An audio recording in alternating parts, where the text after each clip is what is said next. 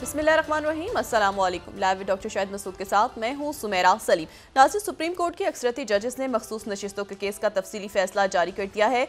70 सफ़ात पर मुश्तमिल तफसीली फैसला जस्टिस मंसूर अली शाह साहब ने तहरीर किया, जिसमें पेशावर हाई कोर्ट के फैसले को कलअदम करार देते हुए कहा गया कि इलेक्शन कमीशन का 1 मार्च का फैसला आइन से मुतसादिम है, जिसकी कोई कानूनी हैसियत नहीं है।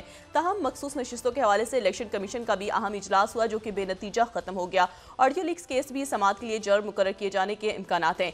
इसके अलावा भी दीगर मौज़ूआत पर आज हम गुफ्तगू करेंगे। स्टूडियो में हमारे साथ मौजूद हैं डॉक्टर शाहिद मसूद। अस्सलाम वालेकुम डॉक्टर साहब। वालेकुम जी। आपको डॉक्टर साहब, सुप्रीम कोर्ट के अक्सरियती जजेस ने पाकिस्तान तहरीक इंसाफ के मखसूस नशिस्तों से मुतालिक केस का तफसीली फैसला जारी किया है। दूसरी जानिब मखसूस नशिस्तों के हवाले से इलेक्शन कमीशन का भी इजलास हुआ, जो कि बेनतीजा खत्म हो गया था।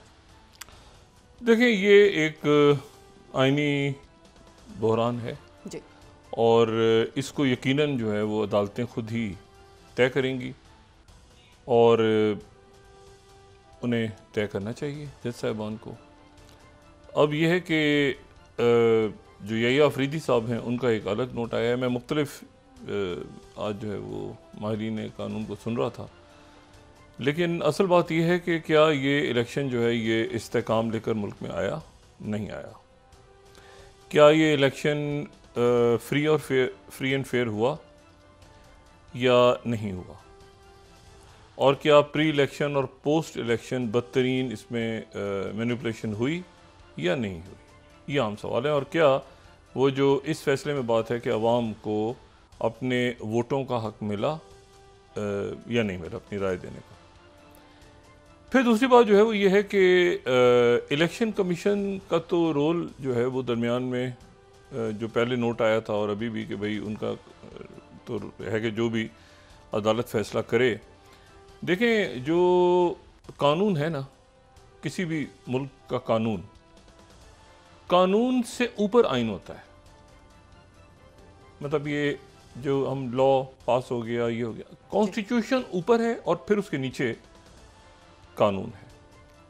कानून बनते हैं, रोज़ कोई दूसरा कानून आ गया, फिर तब्दील हो गए कानून सारे, लेकिन वो जो आइन है वो सबसे ऊपर है। और आइन को आप अगर टच करते हैं और आइन को आप छेड़ते हैं तो इसका मतलब ये है कि या तो बहुत बड़ा कोई मुल्की मफाद हो, जिसमें आप ये समझें कि इस वक्त रियासत को अपने आइन में नए हालात के लिहाज से, ये 1973 का आइन है, हम 2024 में रहते हैं।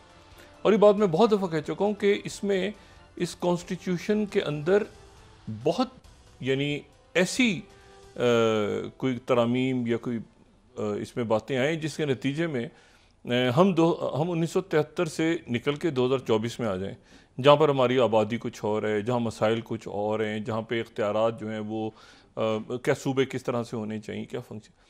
अब बदकिस्मती ये कि जो तरामीम होती हैं वो अपने वक्त के हिसाब से हो जाती हैं। जो उस वक्त बैठी होती है एलीट, और वो ये इंटर एलीट जंगें हैं, इसका पब्लिक के साथ कोई ताल्लुक़ नहीं है। ये इंटर एलीट फाइटिंग हो रही है और उसमें अदालतें जो हैं, अब अदालतों को इस बहरान का हल निकालना है, और अगर अदालतें नहीं निकाल पाई तो फिर बड़ी बदकिस्मती होगी।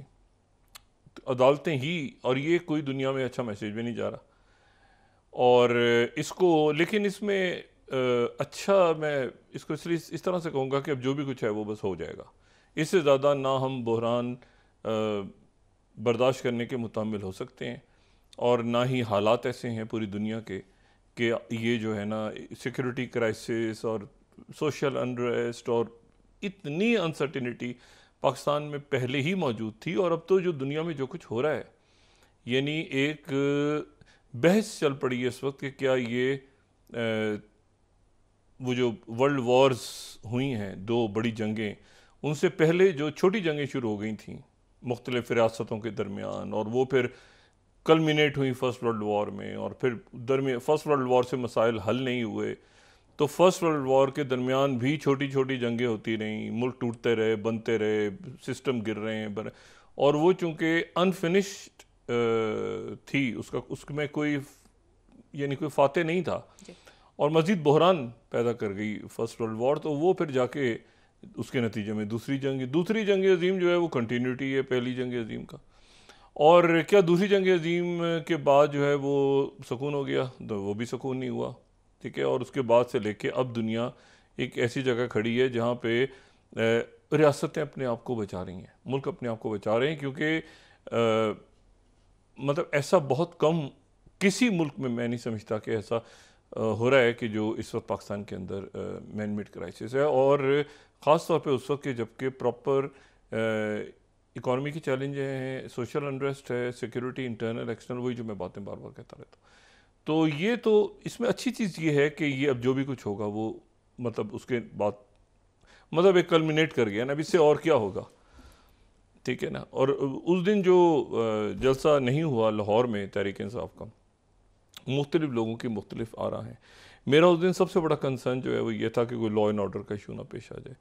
जलसे भी होते रहेंगे, दुनिया चलती रहेगी, जिसके जितने वोट हैं वो हर एक को पता है, जिसकी जितनी हमायत है वो सब जानते हैं, लेकिन यह है कि लॉ एंड ऑर्डर का कोई क्राइसिस ना पैदा हो जाए उस दिन।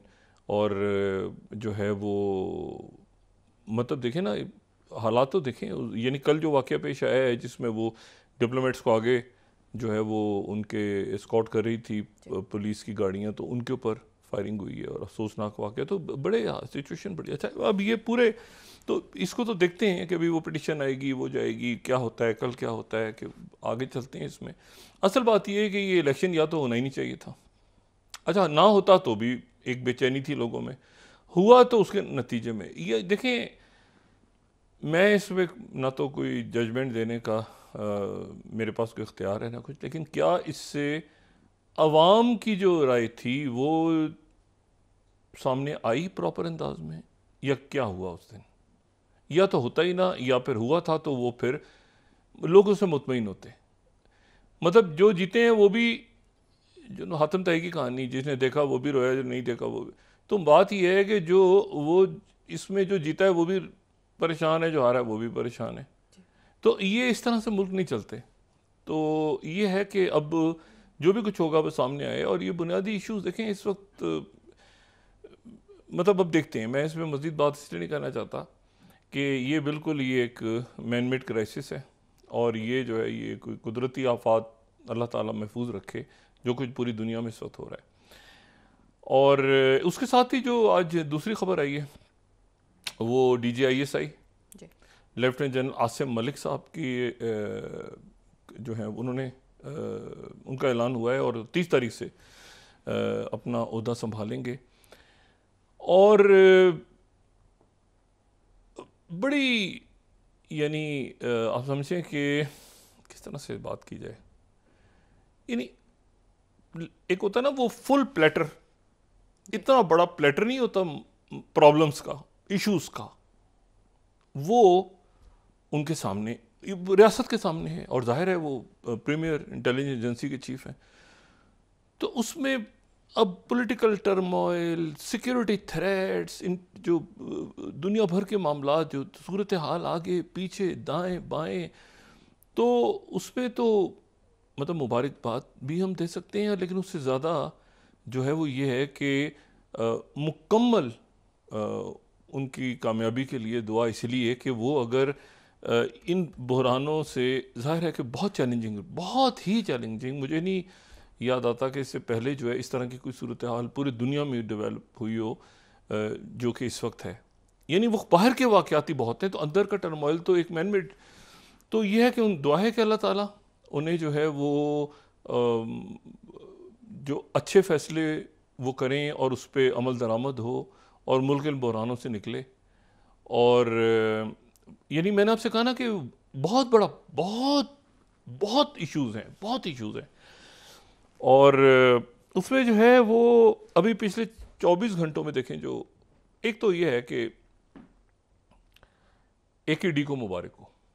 अच्छा, अब AKD से कोई जो है वो ये ना समझे कि मैं अकील करीम डैडी साहब को मुबारकबाद दे रहा हूँ, ठीक है, हमारे ज़बरदस्त बिजनेसमैन हैं कराची से, लेकिन उन्हें तो मुबारकबाद मैं नहीं दे रहा। मैं मुबारकबाद दे रहा हूँ अनूरो कुमारा दिसानी याके को। अब मैं गलत नाम, चूँकि माजरत उनके साथ भी, तो इसीलिए मैं इनको AKD कह रहा हूँ, क्योंकि इनके नाम का जो मुखफ़फ़ है वो जो, सॉरी, वो जो इनके नाम का जो, तो वो जो है वो AKD ही बनता है। अच्छा, अब इनको जो है वो मैं मुबारकबाद दे रहा हूँ। और इनको अनूरा कुमारा खाली कह देता हूँ, तीसरा नाम इनका ज़रा मुश्किल है लेना। और ये 55 साल इनकी उम्र है और इन्होंने जनाब ये श्रीलंका के सदर मुंतखब हुए हैं। तो पहली मुबारकबाद तो ये कि एक हमारा पड़ोसी मुल्क उसके सदर मुंतखब हुए हैं, ये तो बात हो गई। लेकिन ये है कि इनको मैं रवायती मुबारकबाद नहीं दे रहा, बल्कि मैं इनको एक गैर रवायती मुबारकबाद दे रहा हूँ। उसकी वजह यह है कि ये जो हैं ये नेशनल पीपल्स पावर पार्टी, ठीक है, एनपीपी से इनका ताल्लुक़ है, 55 साल इनकी उम्र है। और इन्होंने जो ज़्यादा मुझे जिस बात की खुशी है, ज़ाती तौर पे बाज़ दफ़ा होता है ना कि आप ज़ाती तौर पे कहते हैं कि यार ये जो है ना ये कुछ कमाल हुआ है। और जो मैं कह रहा हूँ सिस्टम, ये वहाँ का श्रीलंका का पूरा सिस्टम गिर गया है इनके इलेक्ट होने से। पहले राउंड में 45% के करीब लोगों के वोट इनको पड़े, 79% टर्न आउट हुआ है।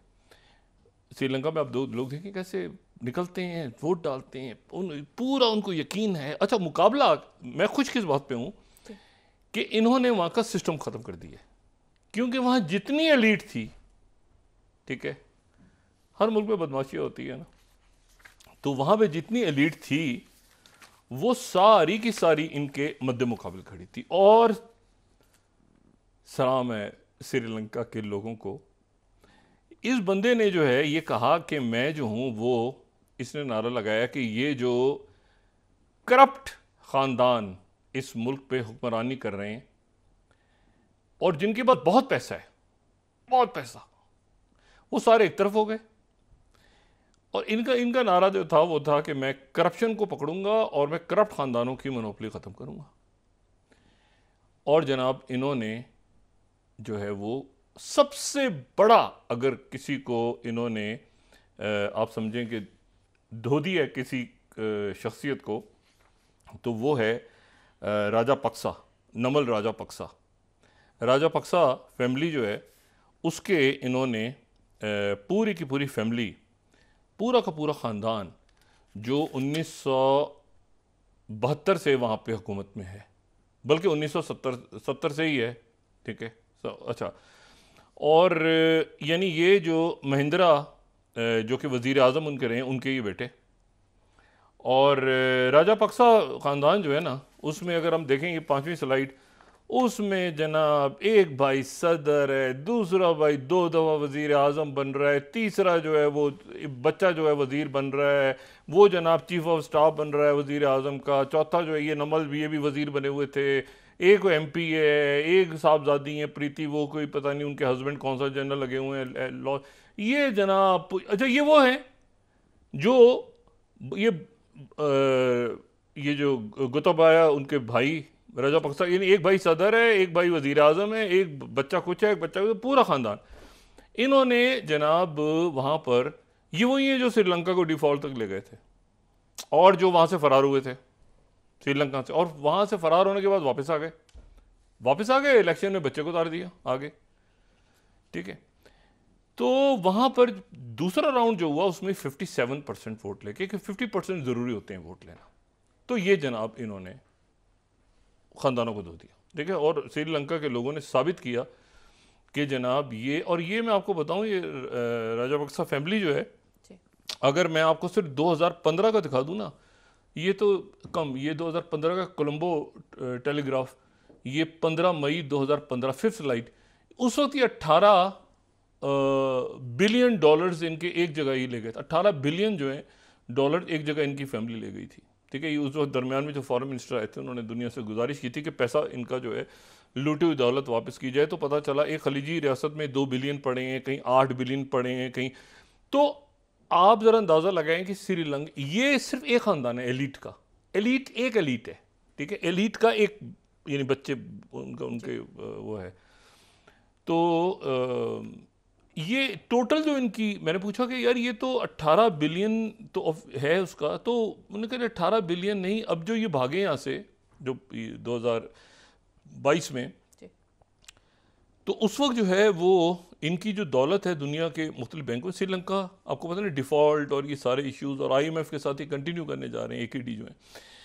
लेकिन यह है कि इनकी जो इस ख़ानदान के मुख्तलिफ शख्सियात अलग अलग जो हैं वो उनमें से किसी के पास 11 बिलियन है, किसी के पास, तो ये टोटल जो जाता है वो बिलियंस भी, तो ये इनके पास, इनके ख़ानदान के पास जो है वो कुछ 70 बिलियन के करीब, $70 बिलियन इनका ख़ानदान जो है कम से कम रखता है। मुख्तलिफ बच्चे, उनके भाइयाँ, उनके बहनों, पूरा टब्बर का टब्बर। तो ये जनाब इन्होंने जो है ये श्रीलंका के साथ तो वो सिस्टम तोड़ दिया है। मतलब है एक्चुअली हुआ ये है कि जो यानी एक इनके ऊपर तनकीद हो रही है, और तनकीद इनके ऊपर इसलिए हो रही है कि एक तो ये एलीट के नहीं है, दूसरा ये कि इनका नारा ये था कि मैं करप्ट लोगों को और ख़ानदानी जो और पैसा और ये और वो और सारा दुनिया कूदी हुई है, इनको हराने के लिए पूरी दुनिया जमा थी और श्रीलंका के लोगों ने इनको जिता दिया। अच्छा, अब ये जो हैं वहाँ श्रीलंका में, और इन्होंने कहा है कि मैं IMF से अपनी निगोशिएशन जारी रखूँगा, सब कुछ रखूँगा सारी बातें। लेकिन जो असल इशू है वो ये है कि इनके नज़रियात क्या हैं, इनकी सोच क्या है। और इनकी जो सोच है ये लेनिन और मार्क्स से मुतासिर, जो वहाँ पे कम्युनिस्ट पार्टी जो 1965 में बनी, फिर उसमें स्प्लिट हुआ, फिर उसकी एक शाखा आ गई NP, तो ये जो हैं ये मतलब NEO वाला न्यो मार्क्सिज्म अपने आप को कहते हैं कि न्यो मार्क्सिज्म को मैं आगे लेके चलूँगा। और श्रीलंका जो है वो जाहिर है कि वैसे ही एक बहुत खूबसूरत मुल्क है, लेकिन उसकी स्ट्रेटजिक वैल्यू, सार्क का मेंबर भी, हमारा पड़ोसी भी है, और यहाँ पर जो है ये चाइना के करीब, ठीक है, चाइना के करीब। और जाहिर है कि लेनिन मार्क्स को जब कि वो नज़रियात लेके आगे चल रहे हैं, तो फिर वो जो है वो चाइना के करीब। और ये जो है ये जो महिंदा के बेटे थे नमल, उनको राजा पाकसाज ने आके वो पूरे ख़ानदान का यही हमारे ख़ानदान का चश्मे शराब आगे लेके मशल को, उस मशल को आगे लेके चलेगा जो जिसकी बुनियादें हमने 1970 में रखी, 70 की दिहाई में रखी थी। लेकिन वो पूरा का पूरा जो ख़ानदान है तो और सारा पैसे समेत धबरदूज हो गया। अच्छा, दूसरा जो है वो इशू ये है कि अच्छा मैं आपको ये बताऊं कि ये जो श्रीलंका है ये वैसे तो ये आज़ाद हो गया था 48 में, ये भी जो है ये बरतानिया की कॉलोनी था। और ये जो समुद्री रास्ते हैं, इंडियन ओशन रीजन IOR जिसे कहते हैं, या जो सी लेन्स ऑफ कम्युनिकेशंस हैं, स्लॉक जिसे कहते हैं, तो उसमें श्रीलंका की बड़ी स्ट्रेटजिक अहमियत है, ठीक है। और सबके लिए, अमेरिका के लिए उनकी जो स्ट्रेटजिक पॉलिसी फॉरेन उनकी कमेटी के सामने, उसमें श्रीलंका की बड़ी इंपॉर्टेंस है। और वो चाइना, अमेरिका और इंडिया के लिए बहुत इंपॉर्टेंट है, क्योंकि तमिल नाडु का जो पूरा इलाका है वो बिल्कुल, अगर आप नक्शे में देखें तो ये श्रीलंका और ये वहाँ से तमिल पॉपुलेशन शुरू होती है, तो उनके मुकाबले पे जो है वो मतलब है कि इंडिया के लिए ये बड़ा इम्पॉर्टेंट है कि वो बिल्कुल उनका एक जो साउथ का, उनका जो साउथ के इलाके हैं सारे, वो श्रीलंका के साथ जो है वो पुराने आप समझे में सकाफती और कबायली और जो भी सारा, तो वो बड़ा उनका क्लोज लिंक है। तो अब वहाँ पर जो है ये तब्दीली, ऐसी तब्दीली आना, जो इंडिया है वो सपोर्ट कर रहा था राजीत प्रेमदासा को, और यकीनन नमल राजा सब कोई सपोर्ट कर रहा था। लेकिन उसमें असल इशू ये था कि ये जो है ना अरुणा का आना जो है ना, ये पूरा सिस्टम एक्चुअली टूट गया वहाँ पे। अच्छा, अब सिस्टम का टूटा, देखिए श्रीलंका जो है वो भी जो है वो 1948 में उनको आज़ादी मिली, ठीक है, बरतानिया से। और वो भी इसी तरह से कॉलोनी रहा के, क्योंकि समुद्री रास्ते थे, तो पहले जो है वो पुर्तगाल आ गया, फिर उसके बाद डच आ गया। जो डच को हम जब यहाँ पे अपनी पाकिस्तानी सोसाइटीज़ में पढ़ते थे तो इंग्लिश में तो डच, उर्दू में वलंदेज़ी जिनको कहते थे ना, पुर्तगाली और वलंदेज़ी, तो ये इस तरह के, तो फिर उसके बाद डच आ गए, फिर उसके ब्रिटिश आ गए। लेकिन ये हुआ कि उससे पहले जो है वो 1925 में एक जो उनका कॉलोनियल ऑफिस बाकायदा था वहाँ ना, बरतानी ग्रेट ब्रिटेन का एक कॉलोनियल ऑफिस था। तो कॉलोनियल ऑफिस का फिर एक शाख उसकी बनी, कॉलोनियल ऑफिस की, या सब ऑफिस उसका बन गया, और उसको डोमिनियन ऑफिस का नाम दिया गया।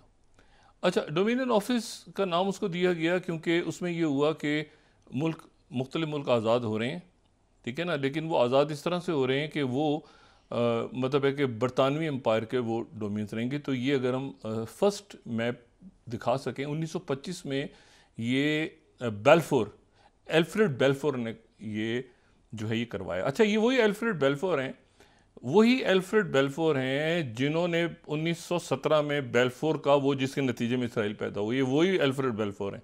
तो ये वज़ीर आज़म भी रहे हैं, पहले वज़ीर आज़म थे, फिर फॉरेन सेक्रेटरी के तौर पे इन्होंने बेल्फेयर डिक्लेरेशन करवाया था, फिर उसके बाद ये अलग हो गए थे, लेकिन फिर पार्टी दोबारा जीत गई तो फिर वापस हुकूमत में गवर्नमेंट में आ गए। तो ये उस वक्त एक जो है उसको चेयर कर रहे थे जहाँ पर ये फैसला हुआ कि भाई यहाँ पे ऐसा है कि हम कुछ मुल्कों को हम आज़ादी दे रहे हैं, लेकिन वो आज़ादी इस तरह से दे रहे हैं कि वो हमारी डोमिनियंस रहेंगी। तो कनाडा, वेस्ट्रेलिया का मतलब है ऑस्ट्रेलिया और न्यूजीलैंड, और साउथ अफ्रीका, और उसमें जो है वो न्यूजीलैंड और ऑस्ट्रेलिया तो इस मैप में अलग है, तो ऑस्ट्रेलिया जो है वो अलग है, वो न्यूजीलैंड, और फिर उसके बाद जो है ये न्यू फाउंड लैंड और इस तरह करके मुख्तलिफ जो न्यूजीलैंड को उन्होंने बना के, तो ये उस ज़माने का मैप है। और फिर ये जो है उस ज़माने में अगर ये देखें, ये सेकंड स्लाइड हम देखें, द क्वींस डोमिनियंस, तो ये बरतानिया के अंदर इस तरह के जो है वो बड़े बड़े जो हैं वो शाये होते थे पोस्टर्स के, देखें पूरी दुनिया में यहाँ तक फैला हुआ है। जब सूरज गरूब नहीं होता, वहाँ से देखें कनाडा से शुरू होता है, यहाँ ऑस्ट्रेलिया तक आ जाता है, तो सूरज तो गरूब ही नहीं होता। इसीलिए कहते थे बरतानिया का सूरज गरूब नहीं होता, इतनी बड़ी सल्तनत, तो ये इस तरह से ये फैल के आगे जो है ये गए हुए थे। अच्छा, एनीवे, तो मैं सिर्फ ये कह रहा हूँ कि ये जो है ना, ये फिर वो है जो बाद में जाके, अच्छा ये सबसे बाद में जो मुल्क पाकिस्तान, पहले तो कनाडा, ऑस्ट्रेलिया, ये सारे जो हैं डोमिनियंस बन गए, उसका हिस्सा बन गए। बाद में ये हुआ कि उसके नाम से जो है वो इन्होंने लेकिन जो सरबराही थी वो बहरहाल क्वीन की रही, ठीक है, क्वीन सरबराह रही। पाकिस्तान और भारत भी जब आज़ाद हुए हैं तो कुछ सालों तक, जब तक आइन नहीं बना, जब तक रिपब्लिक्स नहीं बने, तो जब तक गवर्नर जनरल्स या नहीं रहे, इस तरह समझ लें आप, तो उस वक्त तक जो है वो जो स्टेटस था वो भी वो डोमिनियंस वाला स्टेटस था। और 1972 तक, 72 तक आज़ाद ये हो गए थे 48 में, लेकिन ये 72 तक श्रीलंका भी डोमिनियन रहा। और ये वो है, ये वो मैं जो लफ्ज़ इस्तेमाल कर रहा हूँ डोमिनियन, ये वो लफ्ज़ है जिसको कॉमनवेल्थ बाद में कहा गया, यानी दौलत मुश्तरका, ठीक है ना। दौलत मुश्तरका में वो मुल्क हैं ज़्यादातर जो कि सारे के सारे बरतानवी कॉलोनीज़ रहे एक ज़माने में। तो ये जैसे ही, यानी अब आप देखें ना, 70 की दहाई की मैं बात कर रहा हूँ कि 70 में राजपक्सा की फैमिली एंटर होती है, तो ये एक्चुअली डोमिनियन और उसके बाद इंडिपेंडेंस कंप्लीट के दरमियान ही एंटर होते हैं, और फिर 2024 तक ये उस मुल्क के ऊपर अपना मुकम्मल कब्जा रख के और उसको जो कुछ, और अब जो ये सदर वहाँ पर जीते इलेक्शन, तो इन्होंने वो पूरी 70 और 80 और, अच्छा वो जाहिर है खाना जंगी ख़त्म करवाई थी तो लोग उनको ज़रा पसंद भी करते थे, लेकिन ये है कि वो इन्होंने तो बात ये की है ना कि मैं सिस्टम एलिट तोड़ रहा हूँ, ताकि ये नज़रिया हो, वो उन्होंने तो एलिट ही तोड़ रहे हैं। और यहाँ पर हमारा इशू कुछ और है, हमारा इशू ये है कि गुर्बत ख़त्म की जाए और करप्शन पे लोगों को पकड़ा जाए, और तो ये एक बड़ी तब्दीली आई है, और ये इंडिया के लिए मैटर ऑफ कंसर्न है। उसकी वजह ये कि बांग्लादेश के बाद, बांग्लादेश में हुकूमत चेंज नहीं हुई, सिस्टम टूटा है, सिस्टम गिर गया ना, पूरा सिस्टम गिर गया ना। हसीना वाजिद भी नहीं है तो खालिदा जिया का पता ही नहीं है, वो उन्होंने आना नहीं है, तो वहाँ सिस्टम गिरा है। उससे पहले ये नेपाल में, वहाँ पर जब उनके बादशाह वो जो कत्लेआम सारा हुआ और वहाँ पे वो ली, और उसके बाद अब वहाँ पे एक सेटअप ऐसा बना हुआ है। फिर ये है कि मालदीव, ठीक है, वो हैं नहीं है, साथ दोस्ती आगे पीछे जैसे तैसे तैसे करके, लेकिन वो बहरहाल इंडिया आउट पे जीते हैं। नारा ही है उनका इंडिया आउट, वो एक मैटर ऑफ कंसर्न है। बांग्लादेश बहुत बड़ा मैटर ऑफ कंसर्न है। और फिर श्रीलंका में एक ऐसी गवर्नमेंट आ जाए जिसको यानी एक बड़ा कंसर्न है इस वक्त कि वो उनके आगे पॉलिसीज़ क्या होती हैं, क्योंकि ये प्रो चाइना गिरदाने जाते हैं इस इलाके में। उसके साथ ही जो है वो 182 की तो आ रही है ऑफिशियल फिगर, लेकिन ये तादाद जो है ये कुछ 225 के करीब है गालिबन, जो कि पिछले 24 घंटों में इसराइल ने मुख्तलिफ जगहों पे लेबनन में अभी हो रही है लड़ाई, लेबनन और इसराइल की, ठीक है। हिजबुल्लाह मैं इसलिए नहीं कह रहा कि लेबनन की हुकूमत और उनके लेबनन के साथ लड़ाई हो रही है, और इसी दौरान जो है वो मुख्तलिफ स्ट्राइक्स में लेबनन पे जो है वो 182 लोग जो हैं वहाँ शहीद हुए हैं। और जवाब में उन्होंने थोड़ी देर पहले पहली दफ़ा अपना लॉन्ग रेंज मिसाइल फायर कर दिया हिजबुल्लाह ने। और उससे पहले तमाम रोज़ ये इतलात आती रही कि याहिया सिनवर जो हैं उनको भी गज़ा में शहीद कर दिया गया। वो याहिया सिनवर जो कि इस्माइल हानिया के बाद जिन्होंने अगस्त में संभाली थी क़यादत, पॉलिटिकल ब्यूरो की सरबराही संभाली थी हमास की, और उससे पहले वो जो हैं वो गज़ा के इंचार्ज थे 2017 तक, जब तक इस्माइल हानिया बाहर नहीं निकल गए थे। इस्माइल हानिया जो है उनको निशाना बनाया गया। ईरान में तो अब उनकी ये इतलात तमाम दिन और कल की तमाम रात कि क्या याहिया सिनवर, क्योंकि याहिया सिनवर जो हैं उनसे कोई रब्ता नहीं हो पा रहा। तो उसके बाद ये कि वहाँ से डेड बॉडीज़ हैं उनका DNA इस वक्त हो रहा है। वक्फा लें, फिर उसके बाद बात करते हैं। नाज़रीन वापस आते हैं एक छोटे से ब्रेक के बाद।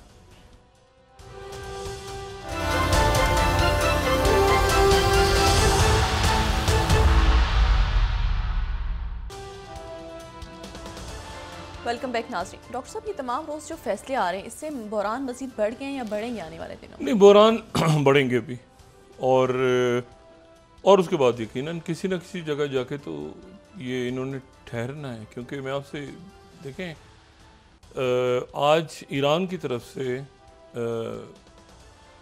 जो एक कदम उठाया गया है उसके ऊपर अफ़गानिस्तान की तरफ से एहतजाज हुआ है, और वो जो इक़दाम है जो कि जिसके ऊपर एहतजाज हुआ है वो जो है वो ये है कि ईरान जो है वो एक बड़ी दीवार तामीर कर रहा है अपने अफ़गानिस्तान के बॉर्डर्स के साथ, और उसके ऊपर जो है एक अनईजीनेस मौजूद है। उस पर उन्होंने थोड़ा सा एहतजाज भी किया है, लेकिन बहरहाल ईरान ने ये कहा है कि हम एक दीवार तामीर कर रहे हैं बॉर्डर्स के साथ जो कि हमारे अफ़गानिस्तान के साथ लगते हैं, और मुल्क को सिक्योर करने के लिए। और इस वक्त जो बात है वो ये है कि मशरिक़ वस्ता में या मगरबी एशिया में या अफ्रीका कहीं जहाँ पर भी ये जो मामलात बढ़ रहे हैं। देखिए, याहिया सिनवर की अभी तक कोई इतला नहीं, लेकिन कम्युनिकेशन नहीं हुआ। लोग कहते हैं कि उनका कम्युनिकेशन जो है वो नहीं हुआ काफ़ी घंटों से। तो वहाँ गज़ा से कुछ बॉडीज़ तल अवीव लाई गई हैं, और उनकी जो डिफेंस के लोग हैं, इस्टेब्लिशमेंट उनकी जो है और एजेंसीज जो हैं, उस पर तकसीम है इस बात पे कि क्या याहिया सिनवर जो हैं इनमें उनकी जो है मैयत मौजूद है या नहीं। लेकिन तो अभी तक कोई उस पर इस गुफ्तगू के होने तक याहिया सिनवर जो हैं उनके बारे में कोई इत्तलात कंफर्म नहीं है। गालिबन वो अभी तक जो ज़्यादातर लोग हैं वो कह रहे हैं कि वो मौजूद हैं और अपना ज़िंदा हैं और अपना काम कर रहे हैं। अच्छा, और जो लॉन्ग रेंज मिसाइल पहली दफ़ा हिजबुल्लाह ने दागा है, इन्होंने जो स्ट्राइक्स की थी उन स्ट्राइक्स के नतीजे में जो है वो मैंने आपसे कहा ना कि 200 से ज़्यादा लोग लिए लेबनन में, और ये बक्का वादी बक्का जो बिल्कुल जनूबी लेबनन में जहाँ पर शीबा फार्म्स और ये सारे, तो वहाँ पर जो है वो उससे आगे जाके, बल्कि अब तो ये दाहिया का जो इलाका जो कि बैरूत, वहाँ तक स्ट्राइक्स हो रही हैं, उससे भी आगे हो रही हैं। तो ये पूरे लेबनन में, और अच्छा अब वहाँ से पहला लॉन्ग रेंज मिसाइल अभी फायर हुआ है थोड़ी देर पहले, और ये अब लॉन्ग रेंज मिसाइल वहाँ से लेबनान में हिजबुल्लाह जो है वो फायर करने जा रही है, और साथ ही जो है वो सीरिया अपने आप को तैयार कर रहा है जंग में जाने के लिए, जो वहाँ पे डिफरेंट मुख्तलिफ जो मलेशियाज़ हैं, और साथ ही जो इराक़ है वो तैयार कर रहा है, और हुतीज़ अपने आप को तैयार कर रहे हैं। अच्छा, और ये जो लॉन्ग रेंज है अभी इसके बारे में, ये जो मिसाइल्स हैं उनके पास, अच्छा ये ऑपरेशनल हैं सारे।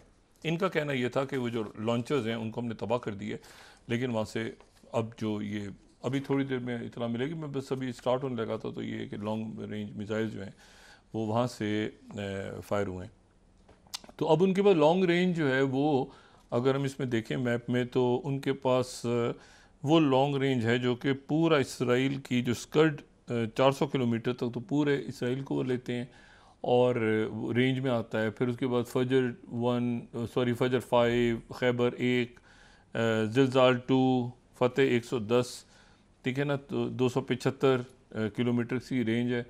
तो ये तो पूरे इसराइल को भी अपनी लपेट में लेते हैं, और साथ ही जो है अगर बहुत बड़ी तादाद में ये फायर करते हैं एक साथ, जैसे अगर बारिश वहाँ से बरसा दी तो उसके, और ये उनके पास जो है ये लैंड अटैक, ये जो उनकी पोजीशनिंग है हिजबुल्लाह के पास मिसाइल्स और रॉकेट्स, तो उनके पास जो हैं 107 mm रॉकेट से लेके लैंड अटैक के लिए, और स्कर्ट जो हैं ये मौजूद हैं, और फिर एंटी टैंक उनके पास हैं, एंटी एयर हैं, एंटी शिप हैं, और ये सारा। अच्छा, ये centre for strategic and international studies की जो अभी कुछ दिन पहले रिपोर्ट आई थी, तो उनके पास ये सारा मौजूद है, और यकीनन उन्होंने एक पूरा, चूँकि वक्त मिला है इससे पहले, ये जो पिछले 24 घंटे हैं ना, ये सबसे खूनी 24 घंटे थे। 7 अक्टूबर, पिछले साल 7 अक्टूबर के बाद इसराइल और लेबनान के बॉर्डर पे सबसे खूनी, इतना खून जो है इस तरफ यहाँ कभी नहीं गिरा। तो ये जो जंग है अब ये नेक्स्ट फेज़ में चली गई, और ये जो है इसमें अब होता है ना, पीछे पलट के देखते हैं कि इसमें अब लेबनान आ गया है बाकायदा। लेबनान, हिजबुल्लाह का मतलब है कि लेबनान पे ही हिजबुल्लाह ही जो है वही फैसला साज कुव्वत है, तो लेबनान आ गया है वहाँ पे ज़ाहिर है कि उनका एक पॉलिटिकल सिस्टम में कोलैप्स हुआ था। तो अब इशू ये सारा कि ये ईरान के जो सदर हैं वो भी पहुँचे हैं अक़वाम मुत्तहिदा। Indian prime minister Narendra Modi जो हैं उन्होंने एक बड़ी गैदरिंग से ख़िताब किया है, और ट्रम्प की शायद यानी उनकी मुलाकात शायद नहीं होगी। जो टेक्नोलॉजी के जो जाइंट्स हैं उनसे भी उनकी मुलाकात हुई है, और उसके अलावा जो है वो शहबाज शरीफ साहब वहाँ पहुँच रहे हैं। और मैंने पहले भी बात की थी कि ये देखना है कि डॉक्टर यूनुस की मुलाकात शहबाज शरीफ साहब से अगर होती है तो फिर इसका मतलब है कि पाकिस्तान और बांग्लादेश के दरमियान एक ख़ास सतह पे ताल्लुकात जा रहे हैं आने वाले दिनों में, और ये जो ताल्लुकात हैं फिर वो हो सकता है वो दावत दे दें मुल्क आने की, पाकिस्तान आने की, हो सकता है वो उनको बांग्लादेश की दावत दे दें, लेकिन ये कि मुलाकात अगर होती है तो ये एक बड़ी गेम चेंजर होगा। और इसी तरह से ब्रिक्स के अंदर पाकिस्तान ने जो फैसला किया है जाने का, और उनकी तरफ से भी, रशिया की तरफ से बात हुई है, तो ये ब्रिक्स के अंदर भी अब एक, मतलब मैं आपसे कह रहा हूँ ना कि एक तो ये डिप्लोमेटिक लेवल के ऊपर मामलात ख़राब भी हैं, वो अभी दोबारा अभी फिर वो जो है वो जो प्रपोज़ल था सीज़ फायर का कि तमाम फेजेस को ख़त्म करके एकदम सीज़ फायर करवा दिया जाए, इससे पहले कि जो है वो मामलात आगे जाएं। ये जो बात है ना, ये जो लोग भी यहाँ पे गए हैं ना, चाहे वो यूक्रेन हो या तो ना साइबेरिया के इलाके में जंग हो रही हो, रशिया के, ये जो उरल पहाड़ों के इस तरफ ही गुंजान आबाद इलाके हैं सारे, ये यूरोपियन रशिया है, ठीक है ना। मतलब रशिया, मैं कहता हूँ यूरोप के हदूद ही नहीं पता चलती कि कहाँ तक यूरोप है कहाँ तक नहीं है, लेकिन बहरहाल ये कि उरल पहाड़ों से अगर लेते हैं तो ये यूरोप, उस तरफ यूरोप है मगरिब की तरफ, तो ये बड़े गुंजान आबाद इलाके हैं। ये गज़ा में जो हुआ है, ठीक है ना, गज़ा में जो 2-2 हज़ार पाउंड वज़नी बम गिरे हैं। अब इशू ये है कि वो गज़ा के अंदर जब दुनिया दाखिल होगी, जब भी दाखिल होगी, अगर ये हफ्ता और रहती है जाहिरियत 15 दिन बाद, कभी ना कभी तो वो खुलेगा, और जब खुलेगा वो गज़ा तो उसके बाद वहाँ पे एक कब्रिस्तान होगा, ठीक है। और वो जो कब्रिस्तान होगा, कुछ लोग दबे होंगे मलबे तले, बच्चे, औरतें, वहाँ पोलियो बीमारियाँ फैल गई, क्या हुआ देखिए। 11 महीने से बहुत ज़्यादा, अब तो 7 अक्टूबर को साल हो जाएगा, और 7 अक्टूबर के अंदर वो जो था कि ये वही वाक़या हुआ है जो कि वहाँ पे हुआ कि भाई अब एक दो हफ्ते का खेल है, यूक्रेन और रशिया का एक दो हफ्ते का खेल है, ये थी ना पहले प्रेडिक्शन। तो गज़ा के बारे में तो था ही कुछ नहीं, तो गज़ा वाले में तो था कि बस अभी गए। और ये तो अब सवाल ये है कि याहिया सिनवर का जो किरदार है, याहिया सिनवर वो एक बड़ा मरकज़ी रोल अदा कर गया है कि याहिया सिनवर ने, यानी जो कि तवील अरसा जेलों में रहे और जिन्होंने इब्रानी ज़बान सीखी और कई साल जेलों में रह के पूरे इसराइल की स्ट्रेटजी को समझा, प्लान करता रहा बंदा बैठ के अंदर, और उसके बाद बाहर निकला और उसने 7 अक्टूबर का वाक़या हो गया। और उसके बाद जो है अब सवाल ये है कि उसने सकिन कर, मतलब इसमें अब सवाल ये है कि हमास का तो जो हुआ सो हुआ, वो तो शहादतें और वो तो उनका तो अपना एक नज़रिया, लेकिन इसमें ईरान, इसमें अरब ममालिक, इसमें इजिप्ट, इसमें लेबनान, इसमें इसराइल, इसमें अमेरिका, इसमें बड़ी कुव्वतें चाइना रशिया, मतलब पूरी दुनिया ही लगता है कि ट्रैप। अब क्या करें, व्हाट क्या कैसे, मतलब है कि अब जब जंग फैल रही है, देखिए ना हूतीज़ ने गिरा दिए हैं महंगे हथियार, और उधर से आयरन डोम के को क्रॉस करता हुआ हूतीज़ का जो है वो अंदर तल अवीव में गिर रहा है। उसी के बाद तो ये पैनिक होके ये जो किया है सारा, ये ज़ाहिर है प्लान तो पहले से था। मैंने आपको पहले कहा ना कि ये इसको अब वो कवर अप, ये खबर इसको दब रही है खबर कि उन्होंने जो है वो ये वॉकी टॉकीज़ में और पेजेस के अंदर, क्योंकि उसकी वजह ये है कि ये एक बहुत बड़ा जंगी जुर्म है।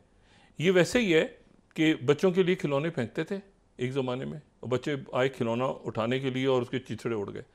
तो ये जो है ये बड़ा जंगी जुर्म है। खाने के लिए जो है वो बिस्किट का डब्बा फेंका, बच्चे जमा हुए, ये होता रहा है वहाँ पे, और बच्चे गए पास और बच्चों वो पता चला एक्सप्लोड हुआ पूरा और लोग मर गए वहाँ पे। तो ये जंगी जराइम में आता है, संगीन जंगी जराइम में, कि आप सिविलियंस को इस तरह से आप उनको जो है वो मारें। और ये बड़ा रुथलेस पुराना तरीका होता था एक ज़माने में। उस दिन भी मैंने कहा था कि अनाज के अंदर जहर मिला दो, पानी के अंदर जहर मिला दो, जंगों में उस इलाके से कोई दरिया गुजर रहा है उसमें जहर मिला दो, पूरा गांव के अंदर लोग जो है वो फ़ौज के साथ साथ गांव के लोग भी। तो ये लेकिन जनीवा कन्वेंशन और उसके बाद जो दुनिया है, ये बायो वेपन्स हों या जो नया तरीका अब आया है सामने, इसको खुदा जाने इसको इलेक्ट्रॉनिक कहेंगे या जो भी इसको नाम देंगे, AI से भी उससे पहले हो चुका है सारा। और अब तो डेटा जो है वो देखिए ना, नई दुनिया आ रही है बहुत तेज़ी के साथ। 2D डाटा भी ख़त्म हो रहा है और 3D डाटा आ रहा है। यानी अभी तक जितनी इमेजेस उनके पास थी तो वो 2D थी, इंटरनेट से ऐसे पड़ी हुई हैं। मेरी तस्वीर है, पीछे ये बैकग्राउंड है, लेकिन अब जो सेंसर्स और ये जो टेलीफोन पे और ये सारे जो आ गए हैं, तो वो यानी एग्जैक्टली अब 3D डाटा की तरफ तेज़ी के साथ दुनिया जा रही है। अब लोगों अब वो 3D डाटा भी है, यानी अब जो आगे है वो इस तरह से है कि वो 3D डायमेंशन। एनीवे, मैं से भी कह रहा हूँ कि इतना आगे दुनिया सारी जा रही है, तो इस पूरे सिनेरियो के अंदर जो है वो, या इससे अगर आगे गुंजानाबाद इलाके हैं, बैरूत जो है, और बैरूत बहुत लक्कड़ हज़म पत्थर हज़म लोग हैं, वो खाना जंगी से निकले हैं। ताइफ एग्रीमेंट जो है वो शायद मैंने इससे अच्छा एग्रीमेंट कभी नहीं देखा कि जिसमें इस तरह उन लोगों ने, यानी वही वाली ना कि वहाँ पे जो दुरूज़ हैं और जो अहले तशी हैं और जो सुन्नी हैं और बाकी सारे, उनके दरमियान किस तरह से डिस्ट्रीब्यूशन होनी है। तो इतना ज़बरदस्त ताइफ एग्रीमेंट था टिल ये कि वहाँ पे ये सिस्टम सारा कोलैप्स हो गया। और आपको पता है पॉलिटिकल सिस्टम कोलैप्स तो बड़े अरसे से वहाँ पे ये रेफ्यूजीज़ और ये दाइश वाले सारे सीरिया से लोग आ गए थे और ये सारा, लेकिन आखिर में जब उनका पॉलिटिकल सिस्टम कोलैप्स हुआ है, जब पूरा पॉलिटिकल ढांचा गिरा है, तो उससे पहले ही वहाँ पे इकोनॉमी क्राइसिस में थी लेबनान की।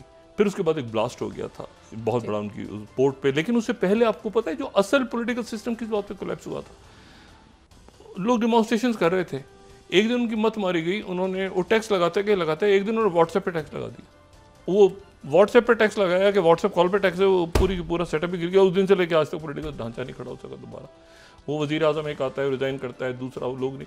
तो इशू ये है कि उन लोगों को अब आप ये देखें कि वो भी एक तरह से उनकी भी इकोनॉमी बहुत बुरी हालत में थी लेबनान की। अब लेबनान को भी रीबिल्ड करना है, गज़ा को रीबिल्ड करना है सारा। तो दरमियान में वो जो मैंने पहले बात की थी ना कि वो एक साथ सीज़ फायर सारे फेजेस को छोड़ के वो दोबारा आज ज़ेर बहस आ गया कि वहाँ पर चूँकि पूरी दुनिया मौजूद है, ईरान भी है, नेतन्याहू वहाँ पे जाके अपनी कोई कहानी डालेंगे, बाकी दुनिया है, पाकिस्तान है, क्या स्पीशीज़ होती हैं अक़वाम मुत्तहिदा में, और ये जो चेंज श्रीलंका में आया है ये लॉन्ग टर्म है, ये जो बांग्लादेश में आया है, भाई बांग्लादेश में देखें हुकूमत नहीं चेंज हुई, सिस्टम गिरा है। ये श्रीलंका में हुकूमत चेंज नहीं हुई, सिस्टम गिरा है।